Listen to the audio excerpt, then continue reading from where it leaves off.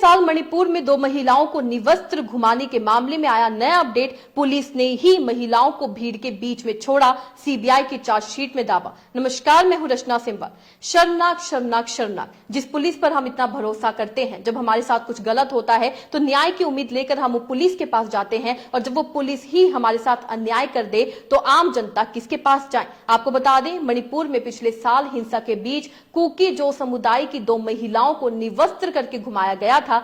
मई में हुई इस वारदात का वीडियो जुलाई में सोशल मीडिया पर काफी वायरल हुआ था। इस मामले में सीबीआई ने चार्जशीट दाखिल की है। चार्जशीट में दावा किया गया है कि मणिपुर पुलिस के अधिकारी इन महिलाओं को कांगपोकपी जिले में 1000 मैती प्रदर्शकों के बीच लेकर पहुंचे थे।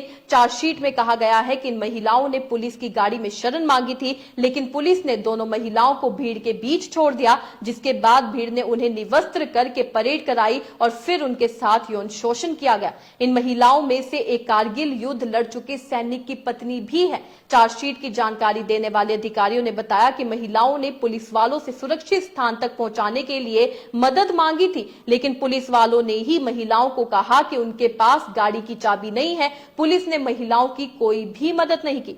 मई 2023 में हुई थी चुराचांदपुर की घटना। जी हां, जुलाई 2023 में मणिपुर के वीडियो ने देश में खलबली मचा दी थी। वीडियो में कुकी जोमी समुदाय की 2 महिलाओं को भीड़ नगन करके खेत की ओर ले जा रही थी। कुछ लोग महिलाओं के अंगों से छेड़छाड़ कर रहे थे। पीड़ित महिलाओं में एक की उम्र 20 साल और दूसरी की 40 साल बताई गई थी। हल्ला हंगामा हुआ तो पता चला घटना मई 2023 की थी।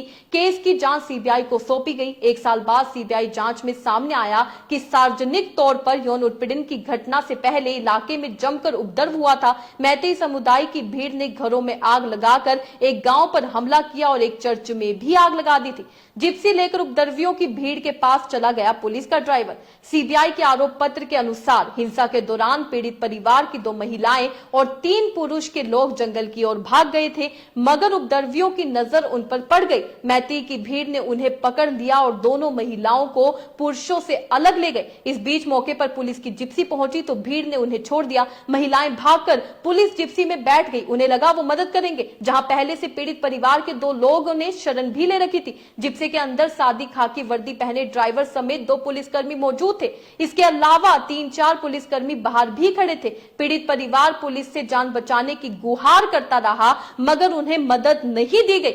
इससे उलट जिप्सी के ड्राइवर ने गाड़ी को 1000 लोगों की हिंसक भीड़ के पास रोक दिया, जहां भीड़ एक को पीट रही थी। उपद्रवियों ने जिप्सी से खींचकर महिलाओं और एक पुरुष को निकाला। इस बीच पुलिसकर्मी पीड़ितों को भीड़ के साथ अकेला छोड़कर मौके से चले गए। भीड़ ने दोनों महिलाओं के कपड़े फाड़ दिए और पुरुष की पिटाई शुरू कर दी। सीबीआई के सामने एक चश्मदीद ने पूरी घटना की जानकारी खुद बताई है। पिछले साल अक्टूबर में सीबीआई ने कोर्ट में दाखिल की थी चार्जशीट। बता दें, सीबीआई ने यह चार्जशीट पिछले साल 16 अक्टूबर को गुवाहाटी के सीबीआई कोर्ट में स्पेशल जज के सामने दाखिल की थी। इस चार्जशीट में कहा गया है कि दोनों महिलाएं 900 से 1000 लोगों की भीड़ से भागने की कोशिश कर रही थी। इस भीड़ के पास AK राइफल्स, SLR इंसान्स और 303 राइफल्स भी थी। सीबीआई ने चार्जशीट में हुईरेम हिरोदास मैतेई समेत 5 लोगों को आरोपी बनाया है। हुईरेम को पिछले साल जुलाई में मणिपुर पुलिस ने पकड़ लिया था। इसके अलावा एक नाबालिग के खिलाफ एक रिपोर्ट दाखिल की गई है।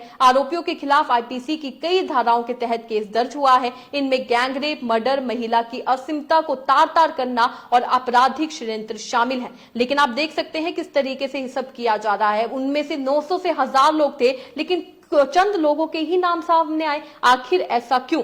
आगे आपको बताते हैं, सुप्रीम कोर्ट ने भी बोला था कि सरकार कदम उठाए वरना हम उठाएंगे। वीडियो सामने आने के बाद सुप्रीम कोर्ट ने कहा था कि वीडियो देखकर हम बहुत परेशान हुए हैं। हम सरकार को वक्त देते हैं कि वो कदम उठाए। अगर वहां कुछ नहीं हुआ तो हम कदम उठाएंगे। सीजेआई डीवाई चंद्रचूड़ ने कहा कि सांप्रदायिक संघर्ष के दौरान महिलाओं का एक औजार की तरह इस्तेमाल कभी स्वीकार नहीं किया जा सकता। यह संविधान का सबसे घृणित अपमान है। संविधान का सबसे घृणित अपमान, लेकिन फिर भी देश के प्रधानमंत्री मणिपुर नहीं जाते। इस मामले पर चुप्पी साधते हुए नजर आते हैं। कितना समय बीत जाता है, उसके बाद एक शब्द बोलते हैं, लेकिन 5 मिनट की इस पूरे इतना जो मणिपुर में हो रहा है, इतनी हिंसा हो रही है, पिछले साल से ये हिंसा शुरू हो रखी है और महिलाओं के साथ जो हुआ ये तो आज भी कितना शर्मनाक है।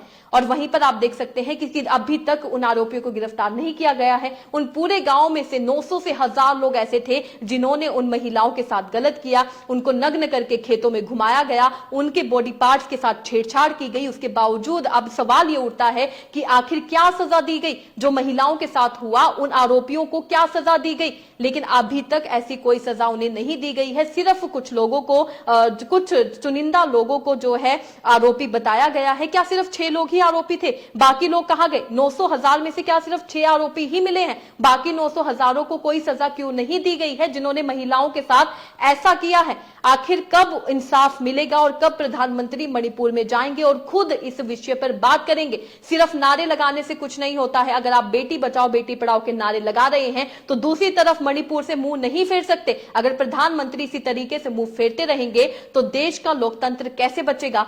आपको क्या लगता है? अपने राय कमेंट में लिखकर जरूर बताइएगा। इसी तरीके से देश और दुनिया से जुड़ी हर छोटी सी बड़ी अपडेट के लिए FBN यानी फ्रंटलाइन ब्रेकिंग न्यूज के साथ बने रहिएगा। धन्यवाद।